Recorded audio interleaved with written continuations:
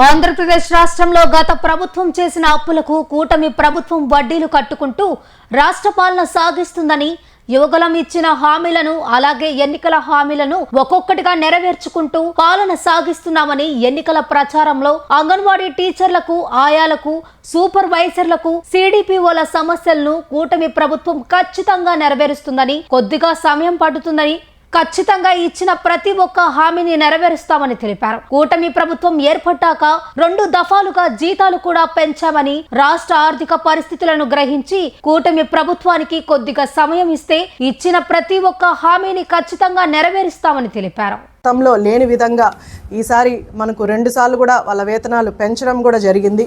అలాగే అంగన్వాడీకి హామీ ఇచ్చిన ప్రకారం అన్ని ప్రణాళికలు కూడా వేసుకోవడం జరుగుతుంది. కాబట్టి అంగన్వాడీ టీచర్లు, వర్కర్లు వీళ్ళందరూ కూడా కొంచెం వేచి చూస్తే, ఎందుకంటే గత ప్రభుత్వంలో మీరు చూసుంటారు ఎన్నో ఆర్థిక ఇబ్బందులు, మనకు అప్పుల విధంగా అలాగే వడ్డీల విధంగా మనకు రాష్ట్రానికి వదిలిపెట్టిన పరిస్థితులు అందరూ కూడా చూశారు. రాష్ట్ర ప్రజలు కానీ అలాగే అంగన్వాడీ టీచర్లు కానీ దాన్ని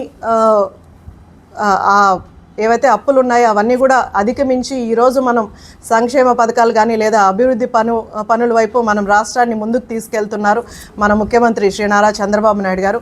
కాకపోతే కొంత సమయం పడుతుంది. అంగన్వాడీ అన్నీ కూడా ఒక స్ట్రీమ్ లైన్లోకి తేవడానికి కొంత సమయం పడుతుంది.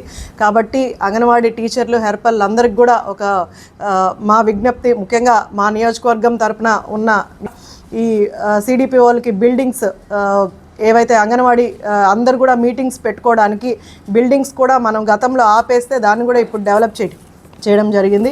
అలాగే బిల్డింగ్స్ అన్నీ కూడా అటు నాయుడుపేటలో కూడా అలాగే సూలూరుపేట సిడిపిఓకి మనం జెడ్పీ ఫండ్స్ నుంచి కూడా కొంత ఫండ్స్ మనము గవర్నమెంట్ ఇచ్చేది కాకుండా మనం జెడ్పీ నుంచి కూడా కొంత ఫండ్స్ తెచ్చి ఇవ్వడం జరిగింది. చాలా వరకు మనకు బిల్డింగ్స్ కూడా మార్పు చెందే, అంటే డెవలప్ అవ్వడం జరిగింది. కొత్తవి కూడా కన్స్ట్రక్షన్ జరుగుతున్నాయి.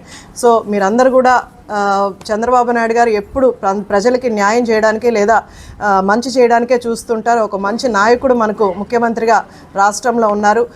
కొంతకాలం వెయిట్ చేస్తే ఖచ్చితంగా మీరు అడిగిన అన్ని నిబంధనలు కూడా పూర్తి చేయడానికి కూటమి ప్రభుత్వం సిద్ధంగా ఉంది.